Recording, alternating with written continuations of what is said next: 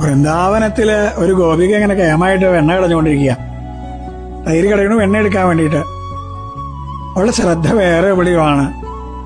കണ്ണന്റെ പൊന്നു പാദസ്ഥലങ്ങളുടെ ശബ്ദം കേൾക്കുന്നുണ്ടോ? ആ പൊന്നോടക്കുള്ളിന്റെ ശബ്ദം കേൾക്കുന്നുണ്ടോ? അവളുടെ കണ്ണ് നിറയാൻ തുടങ്ങി. കണ്ണനെ കാണാണ്ടായപ്പോ അടുത്ത ഭവനത്തിലേക്ക് വിളിച്ചു ചോദിച്ചു, അവിടേക്ക് കണ്ണൻ വന്നോ? ഇല്ല. എന്താ കാരണം എന്നല്ലേ?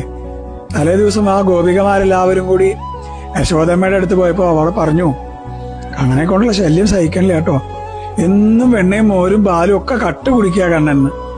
അമ്മ ചോദിച്ചു, എന്തിനാ കണ്ണ എങ്ങനെ ചീത്ത കേൾപ്പിക്കണേ? നിനക്ക് അടങ്ങിയിരുന്നൂടെ? കണ്ണൻ തീരുമാനിച്ചു നാളെ മുതൽ പോണില്ലാന്ന്. അവര് വെണ്ണയും തൈരും മോരും പാലും ഒക്കെ ഉണ്ടാക്കണത് വിൽക്കാൻ മാത്രല്ല, അവരുടെ കണ്ണനെ കട്ടുകുടിക്കാൻ കൂടി വേണ്ടിയിട്ടാണ്. കണ്ണൻ വരാണ്ടായപ്പോ അവർ കരഞ്ഞുകൊണ്ട് കണ്ണനോട് ചോദിച്ചു, കണ്ണാ നിനക്ക് കക്കാനല്ലെങ്കിൽ പിന്നെ എന്തിനാ കണ്ണൻ ഞങ്ങൾ വെണ്ണയും തൈരും ഒക്കെ ഉണ്ടാക്കി വെക്കണേ? ആ ഗോപികയോട് കണ്ണൻ പറഞ്ഞു, ഞാൻ മോഷ്ടിച്ചു എന്നൊക്കെ പറയുമ്പോഴേ എനിക്ക് വല്ലാണ്ട് വിഷമാവുക.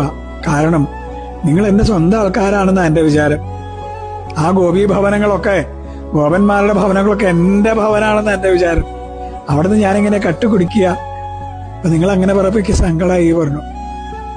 പിന്നെ കണ്ണൻ പറയാൻ പുറപ്പെട്ടതൊന്നും പുറത്തേക്ക് കേട്ടില്ല. കാരണം ആ ഗോപിക കണ്ണനെ കെട്ടിപ്പിടിച്ച് പൊട്ടിക്കരഞ്ഞു.